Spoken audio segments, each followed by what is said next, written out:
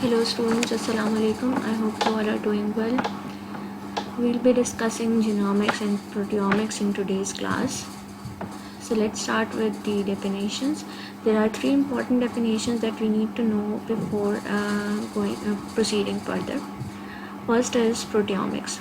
Proteomics is defined as the branch of molecular biology that studies the set of proteins expressed by the genome of an organism. Whereas the proteome is the complete set of proteins encoded by a particular genome. In order to define genomics, we can say that genomics is the study of the complete genome of an organism. The key points that we will be discussing in today's lecture would be: proteomics investigate how proteins affect and are affected by cell processes or the external environment. Within an individual organism, the genome is constant, but the proteome varies and is dynamic. Every cell in an individual organism has the same set of genes, but the set of proteins produced in different tissues differ from one another and are dependent on gene expression. We have studied gene expression in detail in our previous lectures, so I don't need to repeat it. Moving further, let's start with the genomics. Genomics is the study of nucleic acids. The nucleic acid study began with the discovery of DNA, progressed to the study of genes and small fragments, and has now exploded to the field of genomics. Genomics is the study of entire genomes, including the complete set of genes, their nucleotide sequence and organization, and their interaction within a species and with other species. The advances in genomics have been made possible by DNA sequencing technology. Again, I would say that we have elaborated the DNA sequencing technology in the previous lectures. Just as information technology has led to Google Maps that enables us to get detailed information about locations around the globe, genomic information is used to create similar maps of the DNA of different organisms. There's an important thing which is called as mapping genomes. Genome mapping is the process of finding the location of a gene on each chromosome.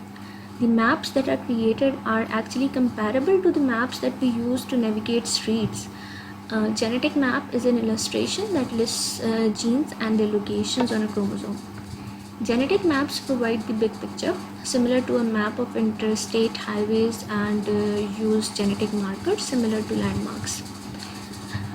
A genetic marker is a gene or sequence on a chromosome that shows genetic linkages with a trait of interest. The genetic marker tends to be inherited with the gene of the interest, and one measure of distance between them is the recombination frequency during meiosis. Early genetics called this as linkage analysis. Physical maps get into the intimate details of smaller regions of the chromosomes, similar to a detailed road map. A physical map is a representation of the physical distance in nucleotides between genes or genetic markers. Both genetic linkage maps and physical maps are required to build a complete picture of the genome. Without both of the maps, we cannot actually get the complete picture of a whole genome. Having a complete map of the genome makes it easier for researchers to study individual genes. Human genome maps help researchers in their efforts to identify human disease-causing genes related to illness such as cancer, heart diseases, and cystic fibrosis, to name a few. And recently, there is a genomic mapping which is being carried out on the COVID-19, if you have heard about it. The first genome which was actually obtained from Wuhan is more similar to the genes or genomes obtained from various regions of the world. In addition, genome mapping can be used to help identify organisms with beneficial traits such as microbes with the ability to clean up pollutants or even prevent pollution. Research involving plant genome mapping may lead to methods that produce higher crop yields or to the development of plants that adapt to better climate change. This is the physical map of a human X chromosome, which is actually obtained by NCBI, National Institute of Health. As you can see over here, there are specific markers available in black and gray regions, which are actually showing the regions of diseases, specifically the anemia or Wiskott-Eldrick syndrome or G6 phosphate T deficiency. Genetic maps provide the outline and physical maps provide the details. It is easy to understand why both types of genome mapping techniques are important to show the big picture. Information obtained from each technique is used in combination to study the genome. Genomic mapping is used with different model organisms that are used for research. Genome mapping is still an ongoing process, and as more advanced techniques are developed, more advances are expected. Genome mapping is similar to completing a complicated puzzle using every piece of available data. Mapping information generated in laboratories all over the world is actually entered into a central database, such as National Center for Biotechnology and Information, NCBI. The efforts are made to make the information accessible to researchers, a more easy accessibility to the general public. Use of global positioning systems instead of paper maps to navigate through roadways make it easier for persons to travel along. NCBI is doing the same thing. It is actually allowing to use a genome viewer tool to simplify the data mining processes. The application of genomics is widespread. The most commonly known applications of genomics is to understand and find cure of the diseases. Predicting disease risks at the individual level, which is actually predicting the risk of the disease involving screening and identifying currently healthy individuals by genome analysis and the individual level. Interventions with lifestyle changes and drugs can be recommended before disease onset. However, this approach is most applicable when the problem arises from a single gene mutation.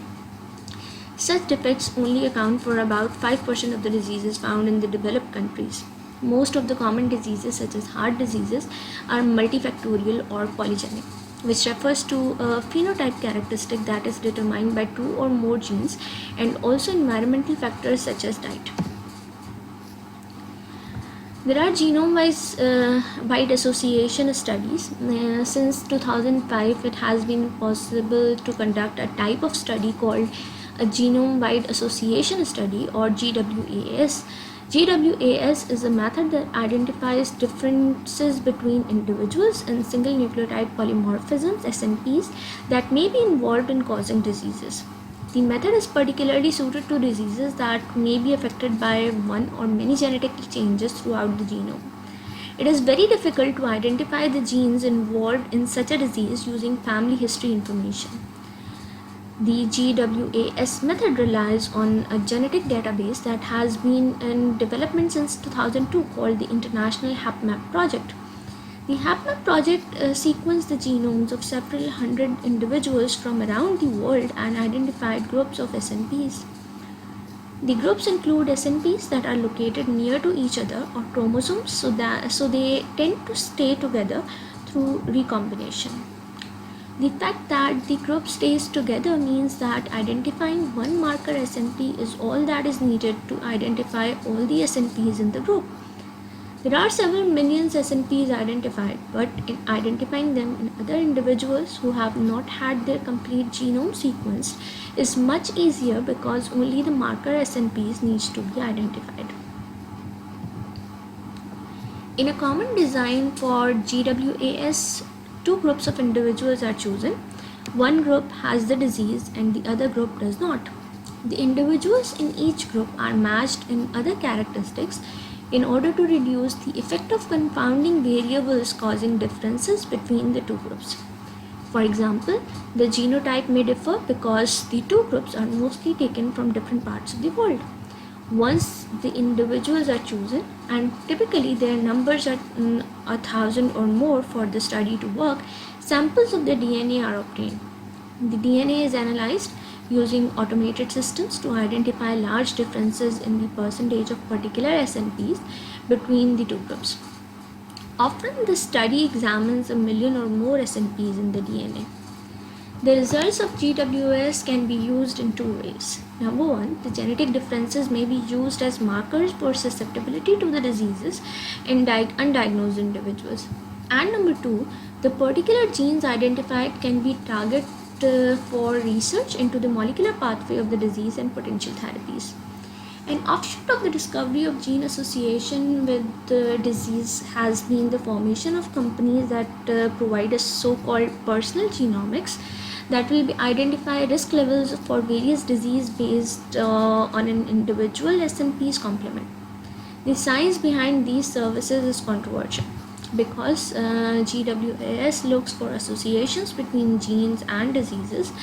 These studies provide data for other research into cause rather than answering specific questions themselves. An association between a gene difference and a disease does not necessarily mean there is a cause and effect relationship. However, some studies have provided useful information about the genetic cause of the disease.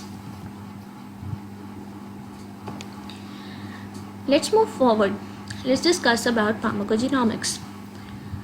Pharmacogenomics involves evaluating the effectiveness of and safety of a drug on the basis of information from an individual's genomic sequence.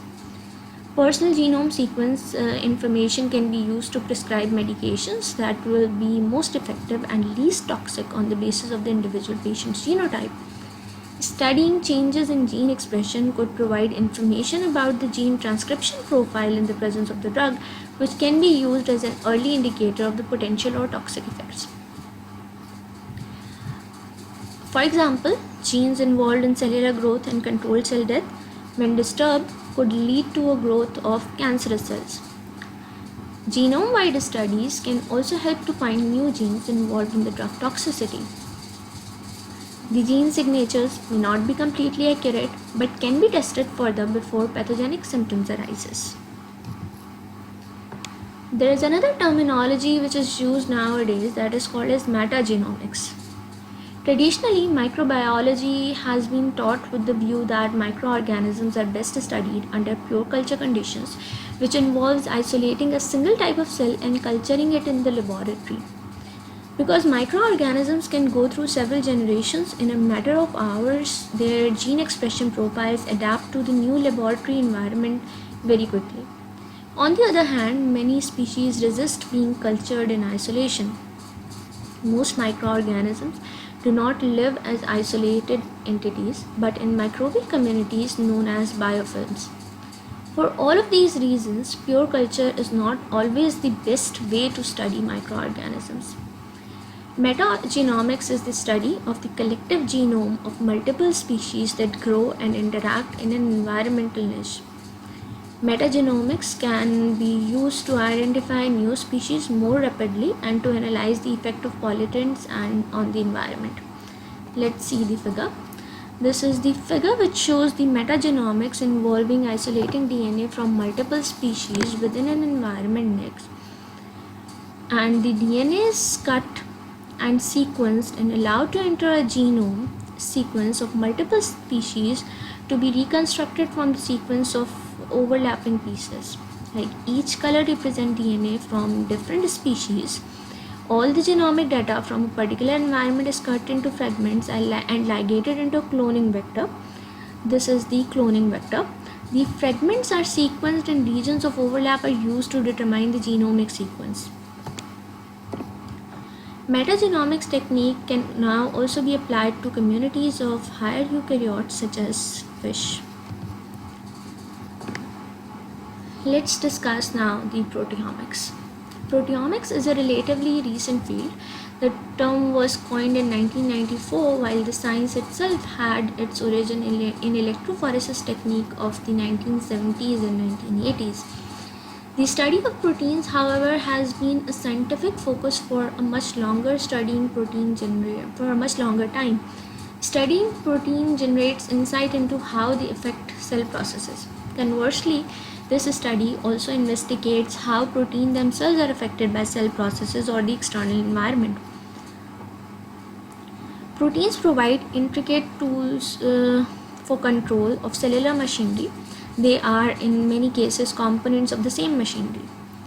They serve a variety of functions within the cell. There are thousands of distinct proteins and peptides in almost every organism doing a multiple of functions.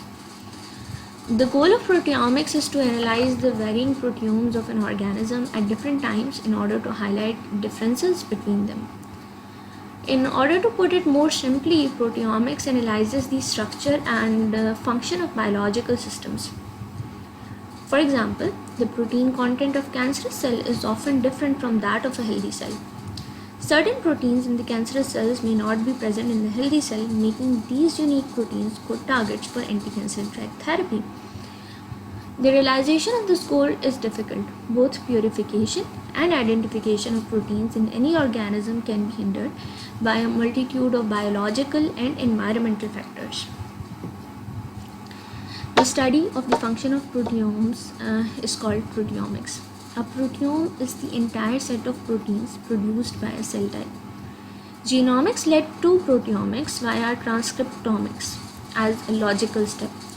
Proteomes can be studied using the knowledge of genomes because gene codes for mRNAs and the mRNAs encode proteins.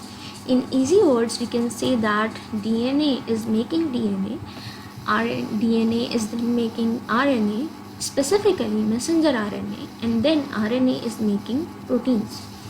Although messenger RNA analysis is a step in the right direction, not all mRNAs are translated into proteins. Proteomics complement genomics and is useful when scientists want to test their hypotheses that were based on genes. Even though all cells of multicellular organisms have the same set of genes, the set of proteins produced in different tissues is different and dependent on gene expression. Thus, the genome is constant, but the proteome varies and is dynamic within an organism. In addition, RNAs can be alternatively spliced, cut and pasted to create novel combinations and novel proteins. And many proteins are modified after translation by processes such as proteolytic cleavages, phosphorylation, glycosylation, and different biomolecular reactions. There are also proteins which undergo protein-protein interaction, which complicate the study of proteomes. Although the genomes provide a blueprint, the final architecture depends on several factors that can change the progression of events that generate the proteome. This is a large-scale proteomic machinery. This machine is preparing to do a proteome pattern analysis. Here you can say there are certain injectables and certain cavities where the sample will be inserted. This machine is used to identify specific cancers so that an accurate cancer prognosis can be made. There are certain techniques which are utilized for protein analysis once the test is being done or is being carried out. The ultimate goal of proteomics is to identify or compare the proteins expressed in a given genome under specific conditions, study the interactions between the proteins, and use the information to predict cell behavior or develop drug targets. Such as the genome is analyzed using the basic technique of DNA sequencing, proteomics require techniques for protein analysis. The basic technique for protein analysis analogous to DNA sequences is mass spectrometry. Mass spectrometry is used to identify and determine the characteristics of a molecule. It is actually a technique in which gas phase molecules are ionized and their mass to charge ratio is measured by observing acceleration differences of ions when an electric field is applied. Lighter ions will accelerate faster and be detected first. If the mass is measured with precision, then the composition of the molecule can be identified. In the case of proteins, the sequence can be identified. The challenge of technique used for proteomic analysis is the difficulty in detecting small quantities of proteins, but advances in spectrometry have allowed researchers to analyze very small samples of proteins. There are certain variations in protein expressions in disease states. However, they can be difficult to discern. Proteins are naturally unstable molecules, which makes the proteomic analysis much more difficult than genomic analysis. This is a mass spectrometer. This is matrix assisted laser desorption ionization to time of flight. Mass spectrometer. Mass spectrometry can be used in protein analysis. X-ray crystallography. X-ray crystallography is another technique which enables scientists to determine the three-dimensional structure of a protein crystal at atomic resolution. Crystallographers aim high-powered X-rays at a tiny crystal containing trillions of identical molecules. The crystal scatters the X-rays onto an electronic detector that is the same type used to capture images in a digital camera. After each blast of X-rays, lasting from a few seconds to several hours, the researchers precisely rotate the crystal by entering its desired orientation into the computer that controls the X-ray apparatus. This enables the scientists to capture in 3 dimensions how the crystal scatters or diffracts X-rays. The intensity of each diffracted ray is fed into a computer which uses a mathematical equation to calculate the position of every atom in the crystallized molecule. The resultant image obtained of the molecule is the 3-dimensional digital image of a protein. This is the simple diagram which shows that how the X-rays are hit on the atomic nuclei and then they are diffracted onto a detector, and then these diffracted rays are actually computed on computer and the results are obtained, which actually give you certain mathematical modeling, and the 3-dimensional image is obtained of a molecule tested. NMR or nuclear magnetic resonance. This is another protein imaging technique which is commonly known as NMR, or we can say that it is nuclear magnetic resonance. Uses the magnetic properties of atoms to determine the 3-dimensional structure of proteins. NMR spectroscopy is unique in being able to reveal the atomic structure of macromolecules in solutions, provided that highly concentrated solutions can be obtained. NMR depends on the fact that certain atomic nuclei are intrinsically magnetic. The chemical shift of nuclei depends on their local environment. The spin of neighboring nuclei interact with each other in ways that provide definitive structural information that can be used to determine complete 3-dimensional structure of the proteins. There is another technique which is called as protein microarrays and 2-hybrid screening. Protein microarrays have also been used to study interaction between proteins. These are actually large-scale adaptations for the basic 2-hybrid screen. The premise behind the 2-hybrid screen is that most eukaryotic transcription factors have modular activating and binding domains that can actually still activate transcription even when split into 2 separate fragments, as long as the fragments are brought within close proximity to each other. Generally, the transcription factor is split into a DNA binding domain and an activation domain. One protein of interest is genetically fused to the BD part, or which is called as binding domain, and the other protein is fused to the AD part, which is called as activation domain. If the 2 proteins of interest bind each other, then the binding domain and activation domain will also come together and activate a reporter gene that signals interaction of the 2 hybrid proteins. This is 2-hybrid screening, where a bait and a prey is actually bound to the 2 parts, AD and BD, promoter region and reporter region. If the bait protein interacts with the prey protein, the transcription factor's activator domain binds to the binding protein domain and transcription occurs. Here is if the prey does not catch to the bait, then no transcription will actually occur. Western blot technique is another technique. In this technique, or protein immunoblot, different proteins are combined through protein electrophoresis, and antibodies are used to detect proteins in a sample. A Western blot is fairly quick and simple compared to the previously mentioned techniques, and thus can serve as an assay to validate results from other experiments. The protein is first separated by gel electrophoresis, then it is transferred to a nitrocellulose or other type of membranes, and finally stained with a primary antibody that specifically binds to the protein of interest. A fluorescent of radioactive labeled secondary antibody binds to the primary antibody and provides a means of detection via either photography or X-ray film respectively. So what are the key takeaways for today? Well, the key points were we have discussed about mass spectroscopy. Mass spectroscopy is a technique that is useful for determining the size of protein or protein complex. X-ray crystallography and NMR are techniques useful for determining the 3D structure of a protein or protein complex. Protein microarrays are useful for determining protein-protein interactions. The key terms which we had used in the testing techniques were microarrays and reporter gene. Microarrays are any of the several devices containing a two-dimensional array of small quantities of biological material used for various types of assays. Whereas a reporter gene is a gene that researchers attach to a regulatory sequence of another gene of interest and whose product is easily identifiable in assays.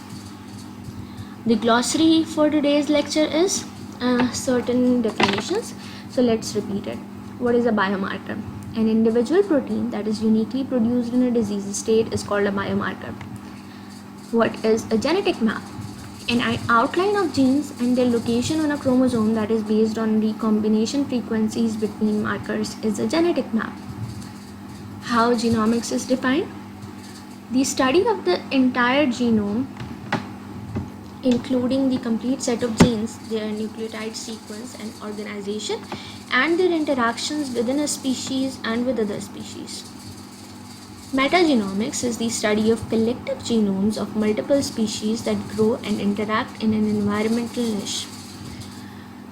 What is a model organism? A species that is studied and used as a model to understand the biological processes in other species represented by the model organism. How pharmacogenomics is defined? The study of drug interactions with the genome or proteome, also called toxicogenomics. Physical map, a representation of the physical distance between genes and genetic markers. A protein signature is a set of over or underexpressed protein characteristics of cells in a particular disease tissue. Lastly, proteomics. Study of the function of proteomes and whole genome sequences is the process that determines the nucleotide sequence of an entire genome. Thank you for listening to the lecture. Stay safe, stay home, and take care of yourself. For any queries, you can write me back to my email address, that is humaira.server@hamdard.edu.pk. Thank you again. Take care. Allah Hafiz.